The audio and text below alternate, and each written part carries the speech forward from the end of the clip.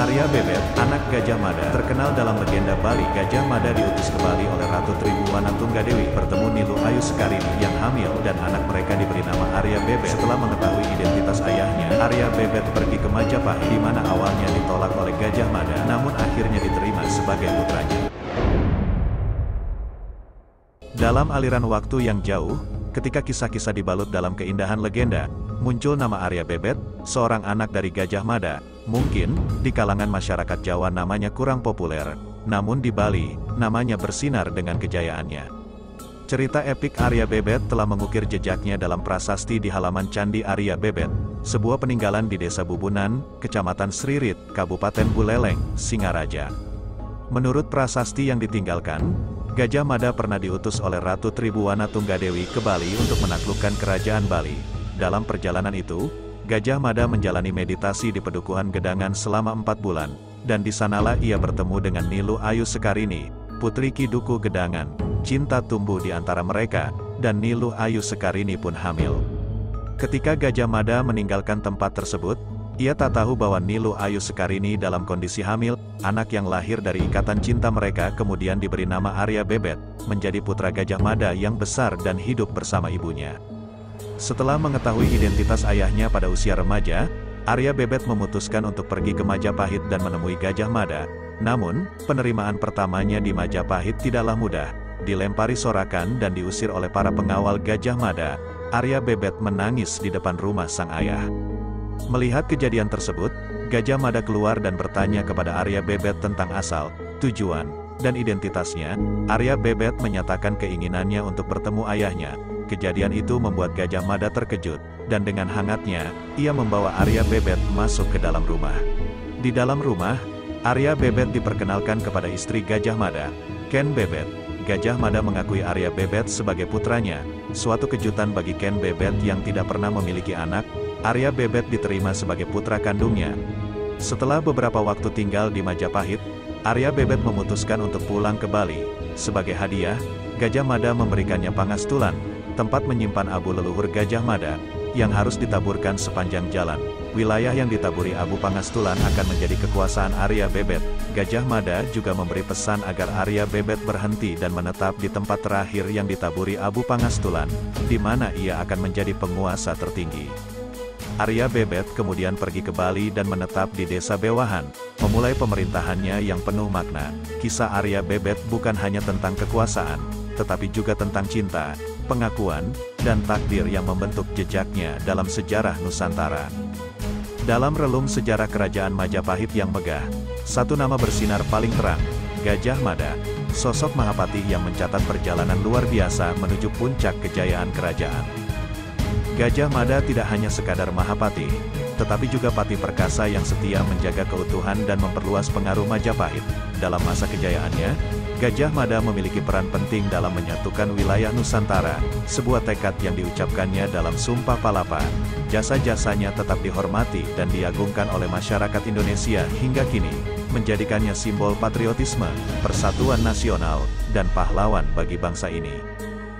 Kisah hidup, perjalanan karir, dan perjuangannya tercatat dalam beberapa sumber, seperti Kitab Pararaton, Kakawin Nagarakretagama, dan prasasti dari akhir abad ke-13.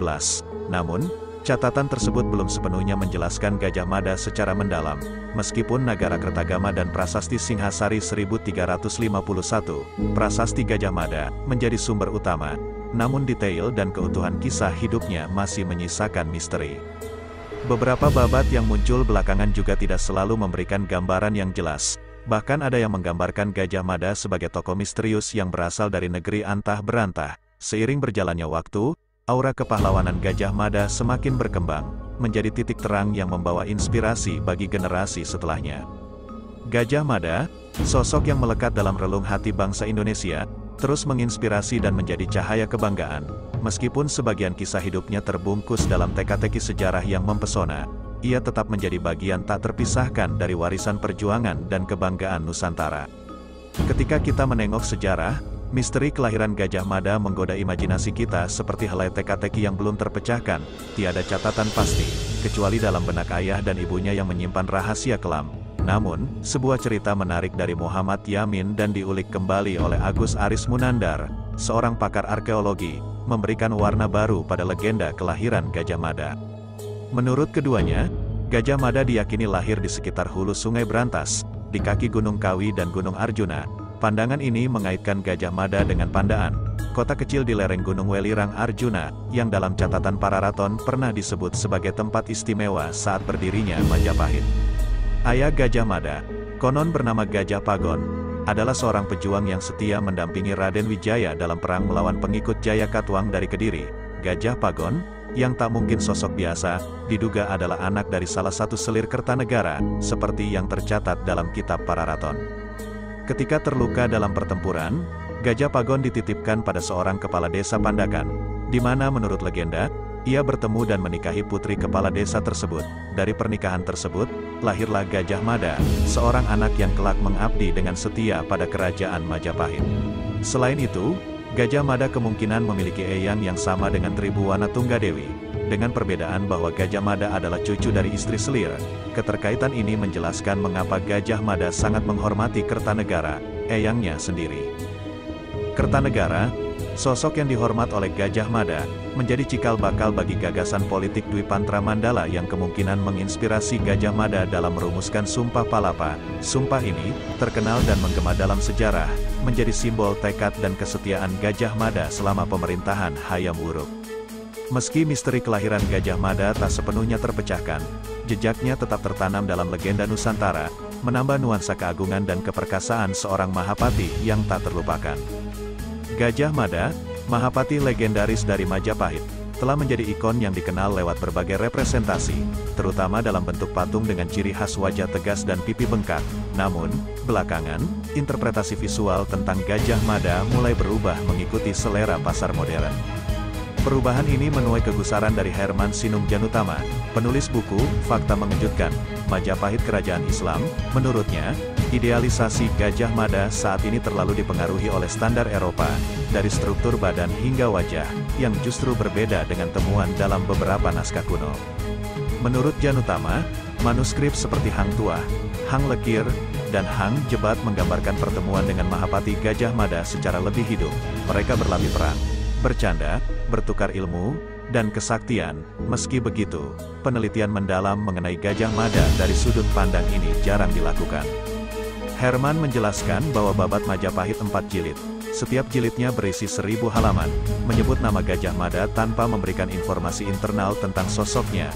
Bahkan, filolog dunia seperti De Graaf dan Andersen juga tidak membahas sosok Gajah Mada ini. Standar Eropa membuat wajahnya panjang dan tirus, yang jauh dari realitasnya. Gajah Mada seolah bukan lagi milik kita, ungkapnya. Kitab dari Kerajaan Kutai, Brojoniti, juga menggambarkan pertemuan para Sultan Kutai dengan Gajah Mada. Namun, menurut Herman, sosok asli Gajah Mada lebih mirip dengan orang Melayu Nusantara saat ini, kecil, kurus, dan berkulit gelap. Namun, kebutuhan akan ikon yang gagah dan ganteng cenderung mengubah persepsi tentang penampilannya. Apakah kita menginginkan Gajah Mada yang sesuai dengan realitas atau yang lebih mengikuti standar ikonik? Tanya Herman. Dengan demikian, pencarian identitas visual Gajah Mada terus menjadi tantangan menarik yang menghubungkan warisan sejarah dengan narasi visual kontemporer.